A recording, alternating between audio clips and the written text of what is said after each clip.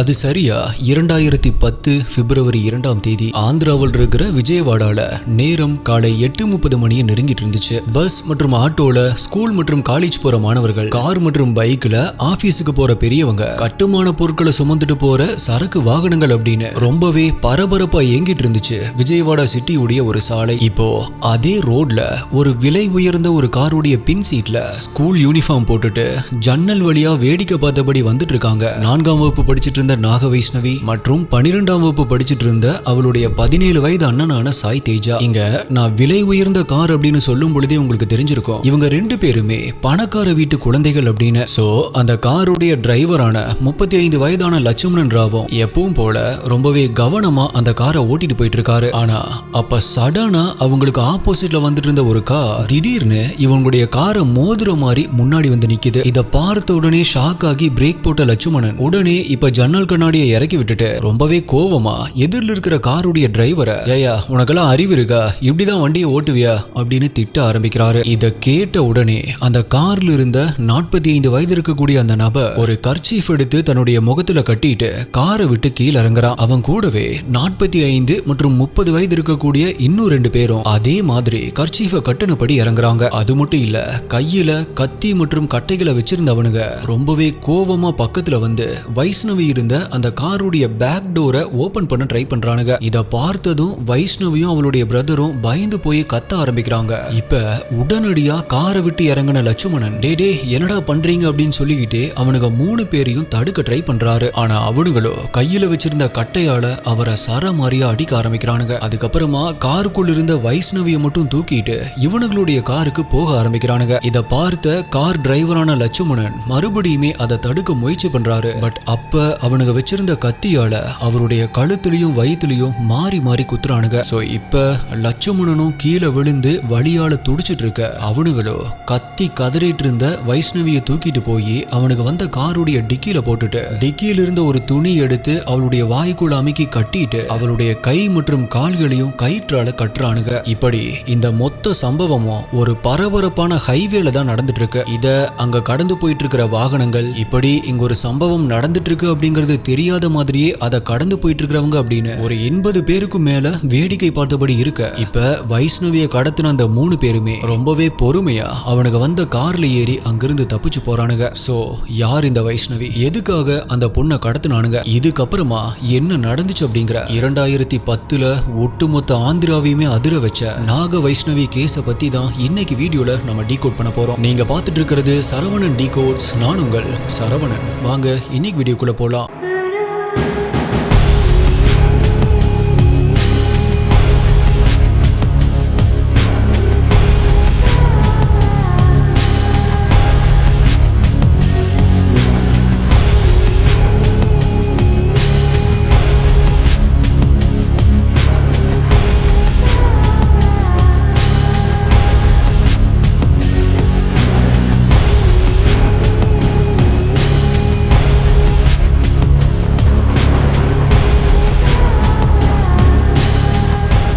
வீடியோக்குள்ள போறதுக்கு முன்னாடி நிறைய பேர் என்கிட்ட கேட்கிற ஒரே ஒரு கொஸ்டின், ப்ரோ எப்படி நீங்க இந்த மாதிரியான யூடியூப் வீடியோஸை கண்டினியூஸா கிரியேட் பண்றீங்க, எப்படி இந்த மாதிரி எடிட் பண்றீங்க அப்படிங்கறது தான். உண்மையை சொல்லணும் அப்படின்னா ஏஐ உடைய ஹெல்ப்பால தான் இதை பண்ணிட்டு இருக்கேன். இந்த மாதிரி டாபிக்ஸை டீப்பா ரிசர்ச் பண்றது, வீடியோவை சீக்கிரமா எடிட் பண்றது, நீங்க வீடியோல பாக்குற அனிமேஷன் கிளிப்ஸ், இது எல்லாமே ஏஐ டூல்ஸ்ல இருந்து ஜெனரேட் பண்ணது தான். இதனால எனக்கு நிறைய டைம் சேவ் ஆகுது. ஆல்சோ கான்டென்ட்டை இன்னுமே பெட்டரா கிரியேட் பண்ண முடியுது. நான் மட்டும் இல்ல, இந்த ஏஐ டோட்டல் இண்டஸ்ட்ரி மாத்திட்டு இருக்கு. போன வருஷத்துல பெரிய பெரிய எம்என்சி கம்பெனிஸ் அவங்களுடைய நிறைய எம்ப்ளாயீஸை லே ஆஃப் பண்ணாங்க. பிகாஸ் அவங்க கரண்ட் ஏஐ டெக்னாலஜில ஸ்கில்டா இல்ல அப்படின்னு பண்ணாங்க. இந்த வருஷமும் இந்த புது HMPV வைரஸ் காரணமா காஸ்ட் கட் பண்றதுக்காக லே ஆஃப்ஸ் வர்றதுக்கான வாய்ப்பு அதிகமா இருக்கு. சோ நம்மளுடைய ஸ்கில்ஸை டெவலப் பண்ண வேண்டியது ரொம்பவே முக்கியமான ஒண்ணு. இதுக்கு நீங்க அடாப்ட் ஆகிட்டு உங்களை அப்கிரேட் பண்ணல அப்படின்னா நீங்க பின்னால போயிருவீங்க. ஓகே ப்ரோ, நான் இப்ப எங்க போய் இந்த ஏஐ கத்துக்கிறது அப்படின்னு கேட்டா நீங்க எங்கேயுமே போக வேண்டாம். நானே உங்களுக்கு ஒரு ஹேண்ட்ஸ் ஆன் ஏஐ ட்ரைனிங்கை ரெக்கமெண்ட் பண்ண போறேன். யூசுவலி இது ஒரு பெய்ட் ட்ரைனிங், ஆனா நியூ இயர் ஸ்பெஷலா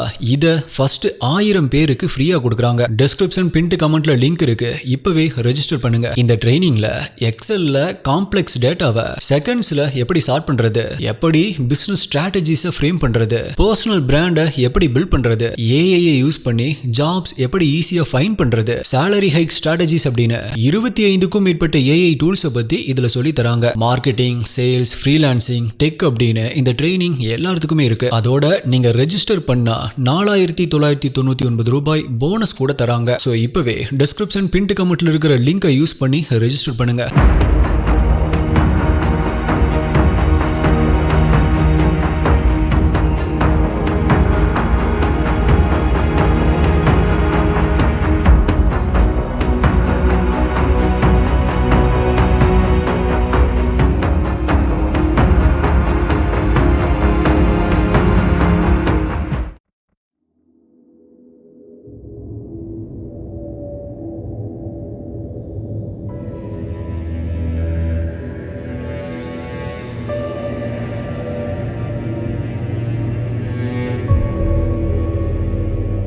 அப்படி வேடிக்கை பார்த்த மக்கள்ல சில பேர் இத போலீஸ்க்கு இன்ஃபார்ம் பண்றாங்க. சோ கொஞ்ச நேரத்திலேயே ஸ்பாட்டுக்கு வந்த போலீஸ் டிரைவர் லட்சுமணனையும் வைஷ்ணவியுடைய பிரதரையும் உடனடியா ஹாஸ்பிட்டலுக்கு கொண்டு போறாங்க. அதுல வைஷ்ணவியுடைய பிரதர் லேசான காயங்களோட உயிர் பிழைச்சாலும் அன்பார்ச்சுனேட்லி டிரைவர் லட்சுமணன் இறந்து போயிட்டாரு அப்படின்னு டாக்டர்ஸ் கன்ஃபார்ம் பண்றாங்க. இதை கேட்டு ஒரு பக்கம் லட்சுமணனுடைய ஒய்ஃபும் பேரண்ட்ஸும் கதறி அழுக, இன்னொரு பக்கம் வைஷ்ணவி மேல உயிரையே வச்சிருந்த அவளுடைய அப்பா பிரபாகர் ராவும் அம்மா நர்மதாவும் எப்படியாவது எங்க பொண்ணை கண்டுபிடிச்சு கொடுங்க அப்படின்னு அங்கிருந்த போலீஸுடைய கையை பிடிச்சு கெஞ்சி அழுக ஆரம்பிக்கிறாங்க. கவலைப்படாதீங்க, உங்க பொண்ணை கண்டுபிடிச்சிடலாம் அப்படின்னு அவங்களுக்கு தைரியம் சொன்ன போலீஸ் இப்ப இன்வெஸ்டிகேஷனை ஸ்டார்ட் பண்றாங்க. பட் வைஷ்ணவி கடத்தப்பட்ட இடத்துல இருந்த பப்ளிக் கிட்ட விசாரிக்கும் போது கடத்தினவனுங்க முகத்தை மூடி இருந்ததால அவனுங்களை பத்தின அடையாளத்தை எங்களால சரியா சொல்ல முடியல அப்படின்னு அங்க சொல்லிடுறாங்க. இது மட்டும் இல்ல, அங்கிருந்த ஒரு நபர் கூட கடத்திட்டு போன அந்த காருடைய நம்பரை கூட நோட் பண்ணல.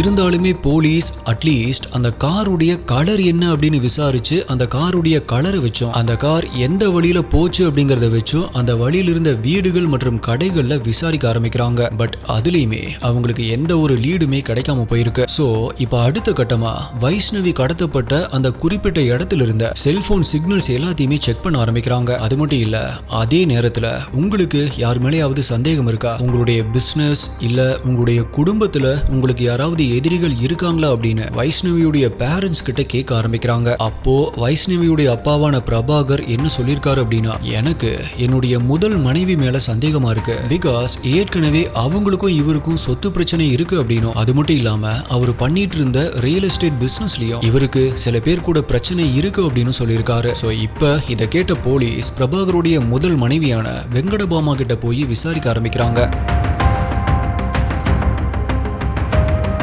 அப்போ அவங்க என்ன சொல்றாங்க அப்படின்னா, ஆமா சார், எனக்கும் என்னுடைய கணவருக்கும் சொத்து பிரச்சனை இருக்குதான். நான் எனக்கு சேர வேண்டிய சொத்துல பங்கு கேட்டேன் தான். ஆனா அதுக்காக குழந்தைய கடத்துற அளவுக்கெல்லாம் மோசமா நடந்துக்கிற ஆள் நான் கிடையாது. அது மட்டும் இல்லாம நீங்க எங்க மேல சந்தேகப்பட்டு டைம் வேஸ்ட் பண்ணாதீங்க சார். ஏன்னா பிரபாகருக்கு தொழில் ரீதியா அவரை பிடிக்காதவங்க நிறைய பேர் இருக்காங்க. அதனால நீங்க அவங்கள விசாரிச்சு உடனடியா வைஷ்ணவியை கண்டுபிடிங்க அப்படின்னு சொல்லியிருக்காங்க. சோ போலீஸ் பிரபாகருக்கு அவருடைய பிசினஸ்ல இருந்த எதிரிகள் யாரு அப்படின்னு அவங்க எல்லாருக்கிட்டையுமே விசாரிக்க ஆரம்பிக்கிறாங்க. பட் அவங்க எல்லாருமே கிரைம் நடந்த அன்றைய நாள் வேற வேற இடங்கள்ல இருந்ததற்கான அளவு இருந்திருக்கு. ஆனாலுமே அவங்க கூலிப்படையை வச்சு இந்த கிரைமை பண்ணிருக்கலாம் அப்படின்னு திங்க் பண்ண போலீஸ் அவங்களுடைய கால் ஹிஸ்டரி எடுத்து அதுல யாராவது கிரைம் சீன்ல இருந்திருக்கிறாங்களா அப்படின்னு அவங்களுடைய போன் சிக்னலை வச்சு செக் பண்ண ஆரம்பிக்கிறாங்க. ஆனா அப்போ அவங்க யாருமே கிரைம் சீன்ல இன்வால்வ் ஆகல அப்படிங்கிறது போலீஸ்க்கு கன்ஃபார்ம் ஆகுது. பட் இந்த இடத்துல தான் போலீஸ்க்கு ஒரு முக்கியமான டவுட்டும் வர ஆரம்பிக்குது. அதாவது இப்ப வைஷ்ணவியை கடத்திட்டு போய் கிட்டத்தட்ட 24 மணி நேரத்துக்கும் மேல ஆகுது. ஆனா இப்ப வரைக்குமே கடத்திட்டு போனவங்க கிட்ட இருந்து எந்த ஒரு போன் காலுமே வைஷ்ணவியுடைய அப்பாவான பிரபாகருக்கு வராம இருந்திருக்கு. ஒருவேளை பணத்துக்காக இந்த கடத்தல் சம்பவம் நடந்திருந்தா இந்நேரம் போன் வந்திருக்கணுமே, அப்ப ஏன் போன் வரல அப்படிங்கிற டவுட் வர ஆரம்பிக்குது. அதே நேரத்துல தான் போலீஸ்க்கு ஒரு முக்கியமான பிரேக் த்ரூ ஒன்னும் கிடைக்குது. அதாவது ஆல்ரெடி சஸ்பெக்ட் லிஸ்ட்ல இருந்த ஒருத்தருடைய போன் சிக்னல் வைஷ்ணவி கடத்தப்பட்ட அந்த கிரைம் சீன்ல அதே நேரத்துல இருந்த இருந்திருக்கு அப்படிங்கிறது போலீஸ்க்கு தெரிய வருது. அந்த நபர் வேற யாரும் இல்ல, பிரபாகருடைய ஃபர்ஸ்ட் ஒய்ஃபான வெங்கடபாமாவுடைய பிரதரான ஸ்ரீனிவாஸ் தான். பட் ஸ்ரீனிவாசா கிட்ட விசாரிச்சப்ப வைஷ்ணவி கடத்தப்பட்ட அன்றைனா அவருடைய ஃபேக்டரியில் இருந்ததா தான் போலீஸ் கிட்ட சொல்லி இருந்திருக்காரு. சோ இப்ப போலீஸ் உடனடியா ஸ்ரீனிவாசாவுடைய ஃபேக்டரிக்கு போறாங்க. அது பழைய இரும்புகளை உருக்கக்கூடிய ஒரு ஃபேக்டரி. அப்படி அங்க போய் விசாரிக்கும் பொழுதும் அந்த குறிப்பிட்ட நாள் அந்த குறிப்பிட்ட டைம்ல நான் ஃபேக்டரியில தான் இருந்தேன் அப்படின்னு சாதிச்சிருக்காரு. ஸோ இப்போ போலீஸ் அந்த ஃபேக்டரியில் வேலை செஞ்சுட்டு இருந்த ஒரு 30 பேர்கிட்ட அந்த குறிப்பிட்ட நாள் அந்த குறிப்பிட்ட டைம்ல ஸ்ரீனிவாசா இங்க தான் இருந்தாரா அப்படின்னு விசாரிக்க ஆரம்பிக்கிறாங்க. அப்ப அவங்களுமே ஆமா சார், அன்னைக்கு அவர் எப்பவும் போல இங்க வந்தாரு அப்படின்னு சொல்றாங்க. பட் கூடவே இன்னொரு விஷயத்தையும் சொல்றாங்க. அது என்ன அப்படின்னா, அப்படி அவர் வந்த ஒரு அரை மணி நேரம் கழிச்சு எங்க எல்லாருக்குமே திடீர்னு லீவ் கொடுத்து வீட்டுக்கு அனுப்பிட்டாரு அப்படின்னு சொல்றாங்க. ஆல்ரெடி கிரைம் சீன்ல இருந்த ஸ்ரீனிவாசாவுடைய செல்போன் சிக்னல் அந்த கிரைம் சீன்ல இருந்து டிராவல் ஆகி அவருடைய ஃபேக்டரிக்கு வந்திருக்கு அப்படிங்கறத கன்ஃபார்ம் பண்ணியிருந்த போலீஸ்க்கு இப்போ இவங்க சொன்னதை வச்சு பாக்குறப்ப வைஷ்ணவிய ஸ்ரீனிவாசா தான் கடத்தி இருக்கணும், அது மட்டும் இல்ல அப்படி கடத்தி அவளை இங்க தான் கொண்டு வந்திருக்கணும் அப்படின்னு கன்ஃபார்ம் பண்ண ஆரம்பிக்கிறாங்க. அதனால இப்ப அந்த ஃபேக்டரி முழுவதுமே சர்ச் பண்ண ஆரம்பிக்கிறாங்க. அப்பதான் போலீஸ்க்கு அவங்க நினைச்சதை கன்ஃபார்ம் பண்ற மாதிரியே ஒரு முக்கியமான எவிடன்ஸும் அவங்களுக்கு கிடைக்க ஆரம்பிக்குது. இப்ப அடுத்த நிமிடமே அவனை அரெஸ்ட் பண்ணி விசாரிக்க வேண்டிய விதத்துல விசாரிக்க ஆரம்பிக்கிறாங்க. எதனால இப்படி பண்ணாங்க அப்படிங்கிற காரணத்தை அவன் கன்ஃபஸ் பண்ண ஆரம்பிக்கிறான். அப்படி அவன் கன்ஃபஸ் பண்ண விஷயங்கள் இதுதான். பிரபாகருக்கும் வெங்கடபாமாவுக்கும் கல்யாணமாகி 5 வருடங்கள் ஆகியுமே குழந்தை இல்லாம இருக்குது. பிகாஸ் அந்த 5 வருடங்கள்ல 5 முறை அவங்க பிரெக்னன்ட் ஆகி இருந்தாலுமே அது களைஞ்சு போயிருக்கு. இதனால கோவமான பிரபாகர், உன்னால எனக்கு குழந்தை பெத்து கொடுக்க முடியாது அப்படின்னு சொல்லி நர்மதா அப்படிங்கிறவங்கள இன்னொரு திருமணம் பண்ணிக்கிறாரு. ஆனா அதே டைம்ல ஏற்கனவே வெங்கடபாமா மறுபடியும் பிரெக்னன்ட் ஆகியிருக்காங்க அப்படிங்கிற விஷயமும் அவருக்கு தெரிய வந்திருக்கு. ஆனாலுமே அவங்கள கண்டுக்காம நர்மதா கூடவே அவருடைய வாழ்க்கையை வாழ ஆரம்பிக்கிறாரு. பட் அவரு கூட ஒன்னா சேர்ந்து வாழ்ந்தப்ப குழந்தைய பெத்து கொடுக்க முடியாம போன வெங்கடபாமாவுக்கு இந்த முறை ஒரு அழகான ஆண் குழந்தை பிறக்குது. அதே டைம்ல நர்மதாவுக்கும் ஒரு ஆண் குழந்தை பிறந்திருக்கு. அதோட அடுத்த 2 வருஷத்துல அவங்களுக்கு இன்னொரு ஆண் குழந்தையும் பிறந்திருக்கு. இதனால ரொம்பவே ஹாப்பியான பிரபாகர் அடுத்ததா ஒரு பெண் குழந்தை பிறக்கணும் அப்படின்னு கோயிலா ஏறி வேண்ட ஆரம்பிக்கிறாரு. அப்படி அவர் வேண்டிக்கிட்ட மாதிரியே அடுத்த 7 வருஷம் கழிச்சு வைஷ்ணவி பிறந்திருக்கா. அது மட்டும் இல்ல, அது வரைக்குமே ரியல் எஸ்டேட் பிசினஸ்ல சின்னதா ப்ராஃபிட் பார்த்துட்டு இருந்த வைஷ்ணவியுடைய அப்பா வைஷ்ணவி பிறந்ததுக்கு அப்புறமா கோடி கணக்குல ப்ராஃபிட் பார்க்க ஆரம்பிக்கிறாரு. அதை வச்சு சொந்தமா இடம் வாங்குறது, வீடு கட்டுறது, கார் வாங்குறது, நகைகள் வாங்குறது அப்படின்னு ஒரு வசதியான வாழ்க்கைக்கு உயர்ந்திருக்காரு. இதனால தன்னுடைய பொண்ணு ரொம்பவே ராசியான பொண்ணு அப்படின்னு காஸ்ட்லியான ட்ரெஸ், டாய்ஸ், ஃபுட்ஸ் அப்படின்னு வைஷ்ணவி என்ன கேட்டாலும் சரி கேட்டதை விட 2 மடங்கா வாங்கி தந்திருக்காரு. ஆல்சோ வைஷ்ணவியுடைய ஒவ்வொரு பிறந்த நாளையும் ரொம்பவே கிராண்டா செலிப்ரேட்டும் பண்ணிருக்காரு. அதோட அவருடைய 2 மகன்களையும் வைஷ்ணவியும் ஒரு பெரிய ஸ்கூல்ல சேர்த்து படிக்கவும் வச்சிருக்காரு. இது எல்லாத்துக்குமே மேல வைஷ்ணவிய ஸ்கூலுக்கு கூட்டிட்டு போயிட்டு வர்றதுக்காகவே ஒரு லக்ஸரியான காரை வாங்கி அதுக்கு டிரைவரையும் வேலைக்கு வச்சிருக்காரு. இப்படி ஒரு இளவரசி மாதிரி வைஷ்ணவி சந்தோஷமா வாழ்ந்துட்டு இருந்ததை பார்த்த ஸ்ரீனிவாசாவுக்கு தன்னுடைய தங்கச்சியான வெங்கடபாமாவுடைய மகனுமே இப்படி இருந்திருக்க வேண்டியவன் தான் அப்படின்னு பிரபாகருடைய இந்த குடும்பத்து மேல ஒருவித பொறாமை ஏற்பட ஆரம்பிச்சிருக்கு. ஸோ எப்படியாவது பிரபாகருடைய சொத்திலிருந்து ஒரு குறிப்பிட்ட ஷேரை அவனுடைய தங்கச்சிக்கு வாங்கி கொடுத்துடணும் அப்படின்னு முடிவு பண்ணியிருக்கான். வெங்கடபாமாவும் அதே மாதிரியான எண்ணத்துல இருந்ததால வெங்கடபாமா மற்றும் ஸ்ரீனிவாசராவ் அவங்க 2 பேருமே அடிக்கடி பிரபாகரை மீட் பண்ணி தன்னுடைய தங்கச்சிக்கு 1 கோடி ரூபாய் மதிப்புடைய சொத்தை எழுதி தர சொல்லி கேட்டிருக்கான். ஆனா அதுக்கு பிரபாகர் முடியாது அப்படின்னு சொன்னதால, நீங்க முடியாது அப்படின்னு சொன்னா கோர்ட்டுக்கு போய் நான் சொத்தை வாங்கி காட்டுறேன் அப்படின்னு வெங்கடபாமாவும் சவால் விட்டுருக்காங்க. ஆனா அப்பதான் ஸ்ரீனிவாசுடைய ரிலேட்டிவ்ஸான ஜெகதீஷ் மற்றும் வெங்கட் அப்படிங்கிற 2 பேர் கோர்ட்டுக்கெல்லாம் போனா அங்க முடிவு தெரியறதுக்கே பல வருஷம் ஆகிரும். அதனால உன்னை கொலை பண்ணிடுவோம் அப்படின்னு பிரபாகரை மிரட்டி 1 கோடி ரூபாய் பணத்தை கேட்கலாம் அப்படின்னு ஐடியா கொடுத்திருக்கானுங்க. ஆனா அந்த மாதிரி எல்லாம் மிரட்டுனா பிரபாகர் பணம் கொடுக்க மாட்டான். அதுக்கு இன்னொரு வழி இருக்கு, அவனுடைய பொண்ணு வைஷ்ணவிய கடத்திடுவோம். ஆல்சோ இதுக்கு வெங்கடபாமா சம்மதிக்க மாட்டா. அதனால அவளுக்கு இந்த விஷயம் தெரிய வேண்டாம் அப்படின்னு சொல்லியிருக்கான் ஸ்ரீனிவாசா. சோ இப்ப இந்த 3 பேருமே வைஷ்ணவியை கடத்துறதுக்காக நோட்டம் விட ஆரம்பிக்கிறானுங்க. அப்பதான் காலையில ஸ்கூலுக்கு போறதுக்காக வைஷ்ணவி தனியா வர்றதை தெரிஞ்சுக்கிட்டு அப்போ அவளை கடத்திடலாம் அப்படின்னு பிளான் போட்டிருக்கானுங்க. அதே போல நான் இன்ட்ரோல சொன்ன மாதிரி அந்த பிளானை எக்ஸிக்யூட்டும் பண்ணியிருக்கானுங்க. இப்படி வைஷ்ணவியை கடத்திட்டு நேரா ஸ்ரீனிவாசுடைய ஃபேக்டரிக்கு போனவனுங்க அங்கேயே வைஷ்ணவியை அடைச்சு வைக்கலாம் அப்படிங்கிற பிளான்ல அப்போ அங்க வேலை செஞ்சுட்டு இருந்த ஒர்க்கர்ஸ்க்கெல்லாம் லீவ் கொடுத்து அனுப்பி வச்சுட்டு இப்ப வைஷ்ணவியை எடுக்கிறதுக்காக காருடைய டிக்கியை ஓபன் பண்ணிருக்கானுங்க. பட் அப்படி அந்த காருடைய பூட்டை ஓபன் பண்ணி பார்க்கும் பொழுது வைஷ்ணவி மூச்சு பேச்சு இல்லாம கடந்திருக்கா. இத பார்த்து ஷாக் ஆகி போனவனுங்க வாயில அடைச்சிருந்த துணியை விளக்கிட்டு கண்ணத்தை தட்டி பாக்குறானுங்க. மேலும் தண்ணி எடுத்து முகத்துல தெளிச்சு பாக்குறானுங்க. பட் வைஷ்ணவி கிட்ட இருந்து எந்த ஒரு ரெஸ்பான்ஸுமே இல்லாம இருந்திருக்கு. அப்பதான் உயிரோட தான் இருக்காளா அப்படின்னு வைஷ்ணவியுடைய நெஞ்சில காதை வச்சு இதய துடிப்பையும் அவளுடைய கையை பிடிச்சு நாடி துடிப்பையும் செக் பண்ணி பாக்குறானுங்க. ஆனா வைஷ்ணவியுடைய உடல்ல எந்த ஒரு துடிப்புமே இல்ல. அப்பதான் வைஷ்ணவியை கடத்தும் போது அவ வாயோட சேர்த்து மூக்கையுமே இறுக்கி கட்டிட்டோம் அப்படிங்கறத ரியலைஸ் பண்றானுங்க. அதனால வைஷ்ணவி மூச்சு திணறி இறந்து போயிட்டா அப்படிங்கறது தெரிஞ்சு ரொம்பவே பயந்து போயிருக்கானுங்க. அதுக்கப்புறமா என்ன பண்ணலாம் அப்படின்னு யோசிச்சவனுங்க ஓகே பரவாயில்ல போலீஸ் கண்டுபிடிக்க முடியாதபடி வைஷ்ணவியுடைய உடலை டிஸ்போஸ் பண்ணிடலாம் அப்படிங்கிற முடிவுக்கு வந்திருக்கானுங்க. ஸோ அதுக்கு அந்த ஃபேக்டரியில் இருக்கிற ஸ்டீலை உருக்கிற ஒரு அடுப்புல வைஷ்ணவியுடைய உடலை எரிச்சு சாம்பல் ஆக்கியிருக்கானுங்க. போலீஸ் அந்த ஃபேக்டரியை சர்ச் பண்ணப்ப ஒரு முக்கியமான எவிடன்ஸை கண்டுபிடிச்சாங்க அப்படின்னு சொல்லியிருந்தேன் இல்லையா, அது அந்த அடுப்பில் இருந்த சாம்பல் இருந்து கண்டுபிடிக்கப்பட்ட ஒரு வைர கம்மல். அந்த வைர கம்மல் வைஷ்ணவியுடைய தான் அப்படிங்கறத அவளுடைய பேரண்ட்ஸ் மூலமா போலீஸ் கன்ஃபார்ம் பண்ணிருக்காங்க. இப்படி ஸ்ரீனிவாசா கேங்குடைய கன்ஃபெஷனை தெரிஞ்சுக்கிட்ட வைஷ்ணவியுடைய அப்பா தான் ஆசையா வளர்த்த மகள் இப்படி அநியாயமா சாம்பலாகிட்டாலே அப்படிங்கிற அதிர்ச்சியில அடுத்த கணமே ஹார்ட் அட்டாக் வந்து இறந்து போறாரு. தன்னுடைய பொண்ணையும் இழந்து தன்னுடைய கணவனையும் இழந்த சோகத்துல நடைப்பிணமா இருந்த வைஷ்ணவியுடைய அம்மாவும் 2 வருடங்கள் கழிச்சு ஹார்ட் அட்டாக்ல இறந்து போறாங்க.